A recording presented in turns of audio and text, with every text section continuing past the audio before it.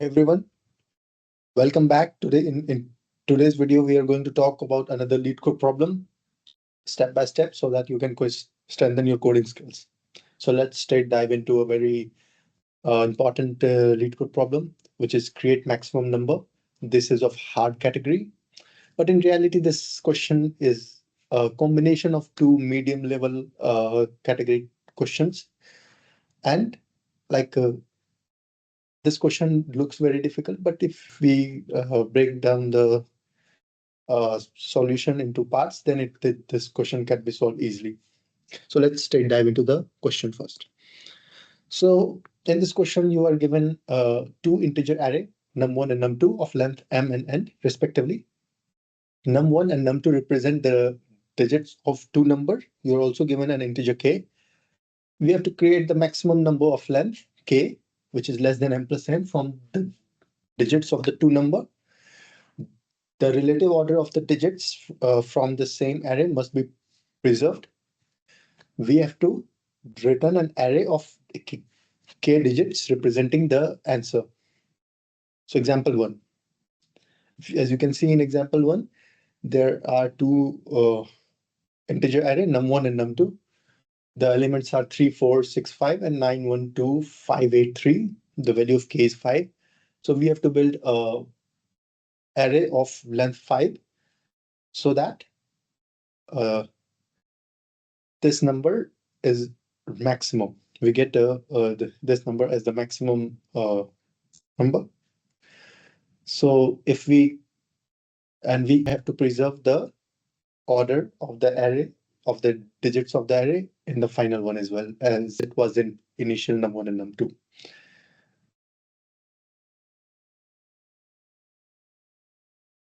Okay.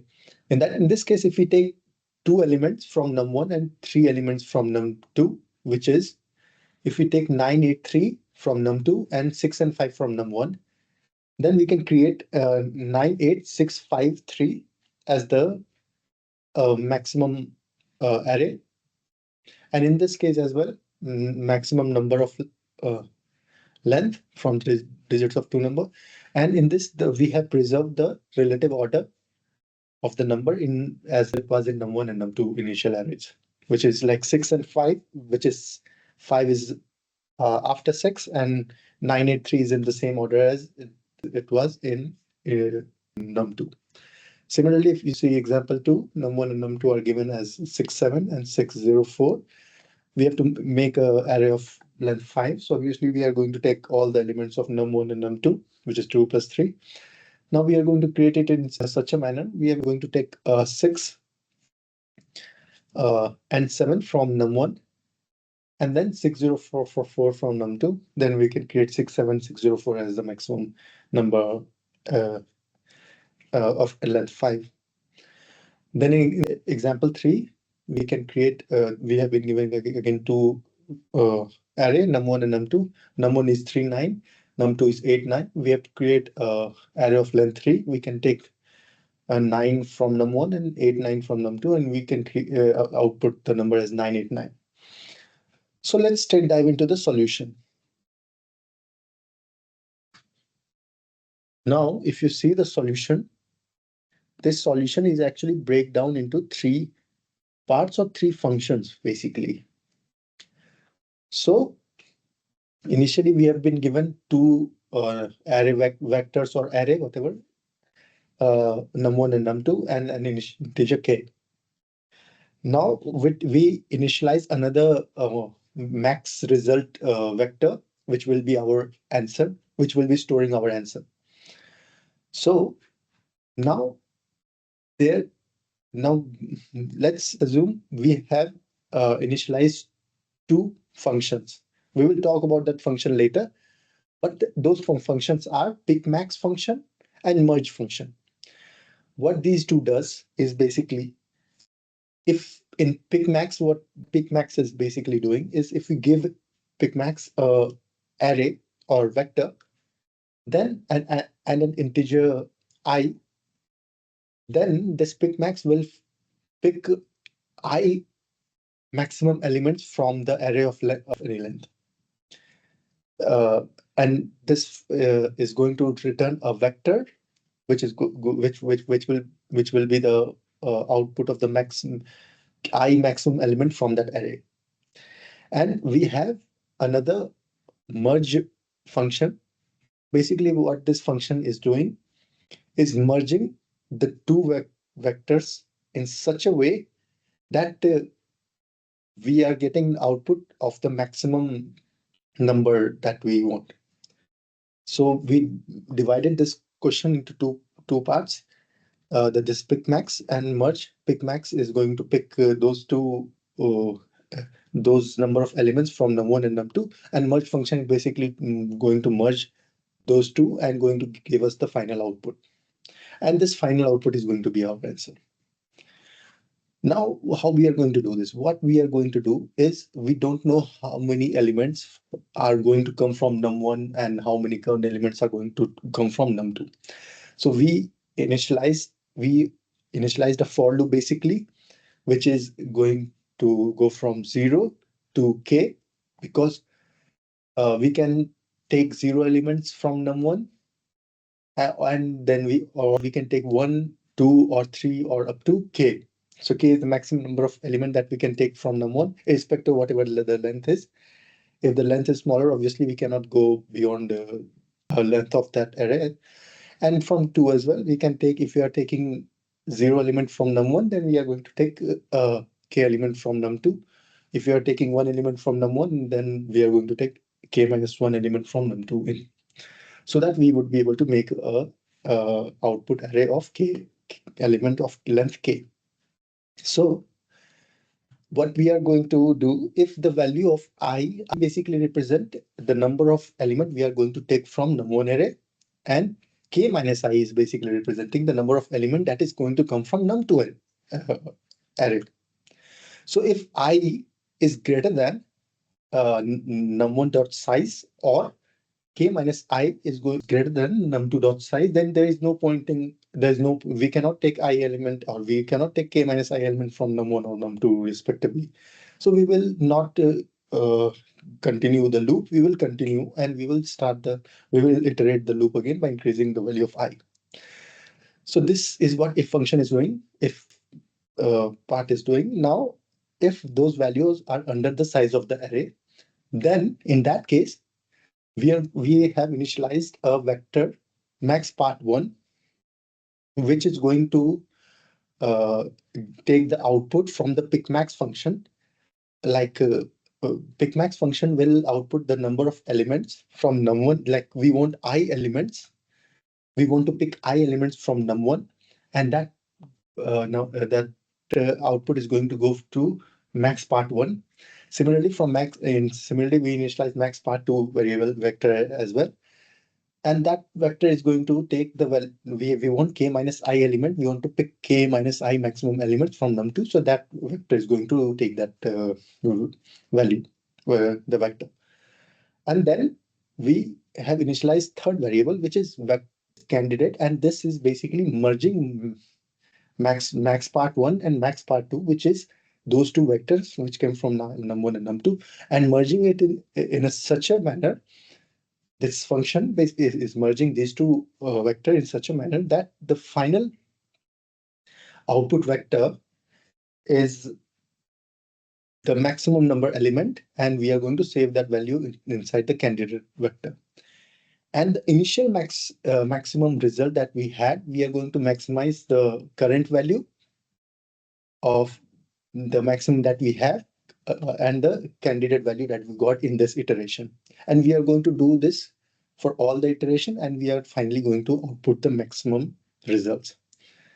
So this is the simple outlook of the function that the code that we are going to perform. Now we just have to write a pickmax function and merge function, and then our final question would be solved. Very straightforward, I guess. There is no hard code as such. Now this pickmax and merge function can be asked as a separate question altogether, as a medium level question. So like I said previously, this question is basically combination of two medium level question, and together it becomes a hard question, but it's pretty much solvable if you take this approach like I element is coming from num1 and ik minus I is coming from num2. Then we merge it, then we maximize for each iteration because the value of I can be go from 0 to k, and then the maximum result is our answer. So this was pretty much straightforward. Now let's talk about merge function. How we are going to write this merge function, which basically, and how we are going to write pick max function. So these two, our major topic of discussion, or so this can be asked a separate question as well. So let's talk about pick max function first. In pick max function, we will be given, like we have been given an array, and we have to pick k maximum elements from that array. Now, for to solve this question, what we did first, what I did is first of all, like how many elements we can drop. So first of all think of this as how many elements we can drop in that array, in the complete vector list. So number of element that we can draw is the total size of the array subtracted by k, because k is the number of element that we have to take. So total size minus number of element that we want to take is the number of element that we need, that we can draw. So, and that we have initialized a result vector in which we are going to save our final vector after picking the k element or dropping total minus k elements. And this is going to be our final results. So let's see how we are going to do this. We are going to iterate a for loop which is going to go from 0 to the complete size of the vector. Now, first, the logic behind this, let's understand the logic from this example one num2 vector. In num2 vector, let's suppose we can drop 3 elements, and we have to output the maximum. We have to pick the maximum 3 elements from this vector. So how we are going to do this? First of all, when 9 is going to come into the array, of course, we are going to take 9. Now, remember, we can drop 3 and we can pick 3 as well. So we are going to think about how much we can drop. We can drop 3. So first of all, 9. 9 is a big number, so obviously we are going to take it, 9. Then we are going to find out how many numbers we can drop. Like when 1 came, okay, we will think about 1. Let's wait for a second. Let's go to next iteration. Then we have found 2. Now 2 is greater than 1. So we can drop 2. We can drop 1. Now 2. So next largest element we have 2. Remember, we drop 1 element. We can drop maximum 3 elements. Now we found 5. Now 5 is again greater than 2. So we can drop 2 as well. Okay. So we have dropped 2 elements. We can drop at max 3 element. Now we again found 8. As now 8 is again greater than 5. Now we are going to drop 5 as well. Now we have dropped 3 elements. As I told earlier, we can drop at max 3 elements. So we are going to drop elements if we found larger element after we have found an element. Okay. So now we have dropped 1, 2, and 5. That's the maximum that we could have dropped. So we are going to take 8 now. We cannot drop any more elements. Now 3. Now it doesn't matter if 3 is greater or below than 8. Even like we have to take it anyway because we have dropped all the elements. So the 3 largest element is going to be 983. I hope that makes sense. So for that, I initialized a vector results. Now in vector, I'm going to push all the values step 1 by 1. When 9 came, now I'm going to push 9. When 1 came, I'm going to push 1. 2k, I'm going to push 2 for each of the each iteration of the for loop. And each while I'm pushing each value of the element in the for loop, whenever I found an element greater than the previous one, I'm going to pop the last element, and I'm going to decrease the drop variable by 1, because it basically represents how many elements I can drop at max. So this while loop is basically doing that part. Is basically, if we are finding any value, current value, which is greater than the value that we had in the last time that we added the last element that I added inside the result vector, then I'm going to pop that value and I'm going to decrease the drop element by 1. And this for loop is basically uh, in the end of the for loop, I'll have k elements of uh, k elements. I'll have the k picks from the total size of the array. Then I can return that vector. So this is the implementation of the pick max function. Now let's talk about merge function. In merge function, what we have to do is basically we have two vector, and we have to merge these two vector in such a manner that the final uh, so these first of all, these two vectors are going to come from the pick max function. So these two vector is the maximum, let's talk about the example one. In example two, the two vector that going to come from pick max function is going to be 65 and 983. Now we have 65 and 983. We are going to take those two variables inside the merge function, and we have to merge these two to output the final 98653 as an output, which is the maximum number that we can form, maintaining the order that we had initially, which is 65 and 983. This order we have to maintain, and we have to find out the maximum output that we can get. So for that, this is pretty simple.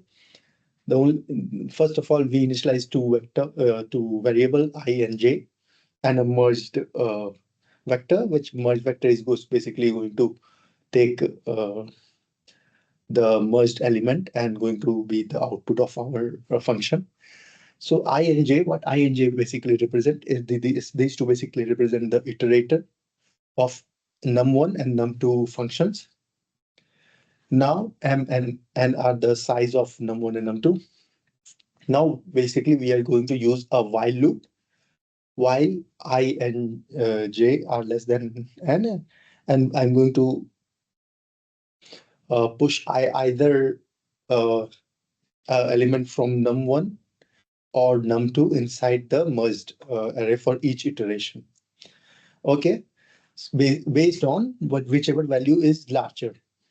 If I have 65 and 983, then of course I'm going to push 9 first, and going to increase the value of j by j plus 1, which is this else function is doing, which is merge dot pushback num2 j plus plus. And then I'm going to compare the next largest that I have, 8 and 6, the current largest from the num1 and the next largest from num2, which is 8 and 6 is going to get compared. And then obviously 8 is larger, so I'm going to push 8 and going to increase the value of this j pointer by 1. Then I am going to compare 6 and 3. Now this time 6 is larger than 3. So I'm going to push 6 this time. I'm going to increase the value of I by 1. Then I'm going to compare 5 and 3. Now 5 is larger, going to push 5 into the merged vector. I'm going to increase the value of I by 1. And finally, because I cannot increase I by more than the maximum size, so now 3 is only left. So I'm going to push 3 into the output. And this is going to be our final output vector. Now, one thing that we need to, this is pretty clear, but there is one more thing that we need to do a bit focus on, which is I initialize one more I vector and sorry, I variable and JJ variable. Why I did that? This variable I initialize because when both of the element has same valued number, in that case, what we are going to do? Like, let's talk about example 2, in which we have num1 and num2, and both of them are like one of them is 2 and other is 3 sized element, and we have to take all the elements from all of the array. Now, when we are going to compare 6 and 6, both of the values are equal. In that case, which element we are going to take? How are we are going to decide, like, if this element is first element is going to come from num1 or first element is going to come from num2? How we are going to decide that question? So in that case, what we are going to do is we are going to first of all compare the, if those two are same, then we are going to increase. We are going to compare the next largest element that we have from both num1 and num2. As you can see, if 6 and 6 are equal, then we are going to compare 7 and 0. Then num1 7 value is larger. So we are going to take, so from this I and j plus plus j value variables, we are going to decide when the values are equal, we have to take which I element, whether it's num1 or j element from 2, the first, which we are going to push into the merge function. So that's why we initialize and jj, first of all, the same value which I have as I and j. And then this while function is basically increasing the value of I and jj by 1 if we found both of the elements till the time we are finding both of the elements are equal. So, and whatever the value of I and jj are, this bool take from one num1 is basically outputting true if we have to take from num1 and outputting true if we have to take from num2. And how we are finding that if num1 value is greater than num2 jj value, then we are going to take it from num1, provided jj is equals to 1, or if we have reached the end of the element in jj, then of course in that case as well we don't have any choice, then we are going to take element from num1, that's jj equal and represent, or basically or statement of is basically less than m and I value is greater than, and num1 I value is greater than num2 jj value. In that case, this bool take from num1 value is going to be true. If this is true, then we are going to take the current, we are going to push this I uh, num1 value into the merged function, merged vector. Else, if it's not true, then of course it's false. Then if it's false, we have to take current element from num2. So this is what it represents. And finally, we are going to return the merged vector. So this is the flowchart, or like the code snippet of this question. I hope everything, all the logic and everything is clear, although it might look a very large problem, but if you take the correct steps and the correct logic, then it can be solvable, and it's easy. Like two medium questions, just like not very difficult or hard. Okay. If you found this video helpful, don't forget to like, subscribe, and comment your thoughts with your questions. And keep coding, guys. I'll see you in the next video. Thank you.